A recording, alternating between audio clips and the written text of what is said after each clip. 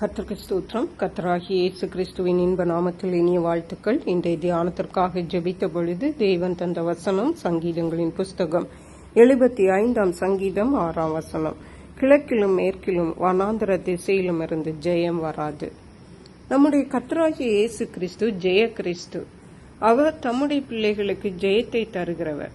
எந்த சூழ்நிலையிலும் எந்த காரியத்திலும் தேவன் அவருடைய பிள்ளைகளுக்கு ஜெயத்தை தருகிறவராயிருக்கிறார். ஆனால் சங்கீதக்காரராகிய தாவீது சொல்லுகிறார், கிழக்கிலும் மேற்கிலும் வனாந்தர திசையிலும் இருந்து ஜெயம் வராது. பல வேளைகளில் கர்த்தருடைய பிள்ளைகளாகிய நாம் நமக்கு ஜெயத்தை விரும்புகிறோம். அது தேவனிடத்திலிருந்து வரும் என்று நாம் எதிர்பார்ப்பதில்லை. மாறாக இந்த நபரிடத்திலிருந்து வருமா, அல்லது அந்த நபரிடத்திலிருந்து வருமா, அல்லது இந்த இடத்திலிருந்து வருமா, அல்லது அந்த இடத்திலிருந்து வருமா என்று இந்த உலகத்துக்குரிய காரியங்களையே நோக்கி எதிர்பார்த்திருக்கிறோம். இங்கே தாவீது ராஜா, இங்கே ஆசாபின் சங்கீதத்திலே சொல்லப்பட்டிருக்கிறது, கிழக்கிலும் மேற்கிலும் வனாந்தர திசையிலிருந்து ஜெயம் வராது. எந்த நபரிடத்திலிருந்தோ, எந்த இடத்திலிருந்தோ, எந்த காரியத்திலிருந்தோ ஜெயம் வராது.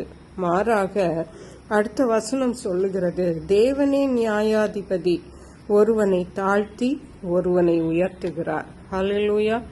அதாவது ஜெயத்தை தருவதும் உயர்த்துவதும், ஒருவனை தாழ்த்தி ஒருவனை உயர்த்துவதும் நம்முடைய கர்த்தராகிய இயேசு கிறிஸ்து ஒருவரே.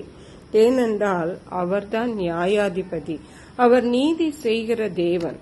பல வேளைகளிலே நாம் நினைக்கலாம், நாம் கர்த்தருக்காக வாழுகிறோம், இயேசு கிறிஸ்துவை வணங்குகிறோம், ஆனாலும் ஏன் இந்த பாடுகள் நமக்கு, ஏன் இந்த நிலைமை நமக்கு என்று நாம் நினைக்கலாம், அங்கலாய்க்கலாம்.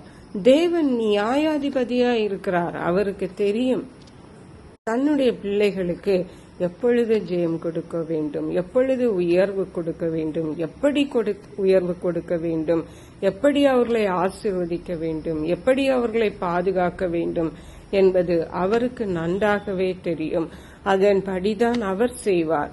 ஆனால் கர்த்தருடைய பிள்ளைகளாகிய நாம் ஜெயத்திற்காக, உயர்வுக்காக நம்முடைய பதவிகளையோ, நம்முடைய சொந்த பலத்தையோ, நம்முடைய சொந்த அறிவையோ, சொந்த பட்டங்களையோ, அல்லது வேறு எந்த நம்முடைய செல்வங்களை, எந்த ஒரு காரியத்தையும் நாம் நம்பாமல் கர்த்தரையே நோக்கி பார்ப்போம் என்றால், தேவன் நமக்கு தர வேண்டிய உயர்வை தர வேண்டிய நேரத்தில், தர வேண்டிய விதத்தில் தருகிறவராயிருக்கிறார்.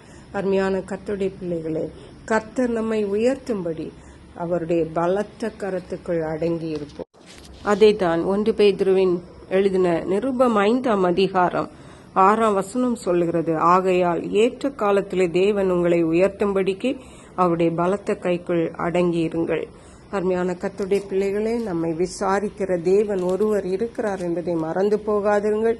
நம்மை பற்றி, உங்களை பற்றி அவர் ஆராய்ந்து அறிந்திருக்கிற தேவன், உங்களை நன்றாக அறிந்திருக்கிற தேவன், உங்களுடைய எல்லா காரியங்களையும் தெரிந்திருக்கிற தேவன் அவர் ஒருவரே. அவரை பற்றி கொள்ளுங்கள். ஏற்ற காலத்தில் அவர் உங்களை உயர்த்துவார். அவருடைய பலத்த கரத்துக்குள்ளே அடங்கியிருங்கள். கர்த்தர் பெரிய காரியங்களை செய்வாராக. ஜெபிப்போம். எங்களை கிருபையா நேசித்து பாதுகாத்து வழி நடத்துகிற எங்கள் அன்பின் தகப்பனே, ஆசீர்வதிக்கப்பட்ட இந்த நல்ல நாளுக்காக நன்றி.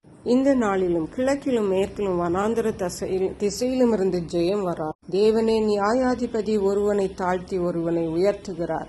நீரே எங்களை உயர்த்துகிறவர், நீரே எங்களுக்கு ஜெயத்தை தருகிறவர். அதற்காக நன்றி. கர்த்தருடைய பலத்த கரத்துக்குள்ளே நாங்கள் அடங்கியிருக்க உதவி செய்யுங்க. நன்றி பரிசுத்த ஆவியானவர். துதிகன மகிமை மக்கை செலுத்துகிறோம். இயேசு கிறிஸ்துவின் இன்ப நாமத்தில் ஜெபிக்கிறோம் எங்கள் அன்புள்ள பரமபிதாவே. ஆமென். இயேசு கிறிஸ்துவின் சுவிசேஷம் ஒவ்வொருவரையும் சென்றடையும்படியாக இந்த செய்தியை உங்கள் நண்பர்களுக்கு அனுப்பி வைக்குமாறு தாழ்மையுடன் கேட்டுக்கொள்ளுகிறேன். கர்த்தர் தாமே உங்கள் அனைவரையும் அபரிதமாய் ஆசீர்வதிப்பாராக.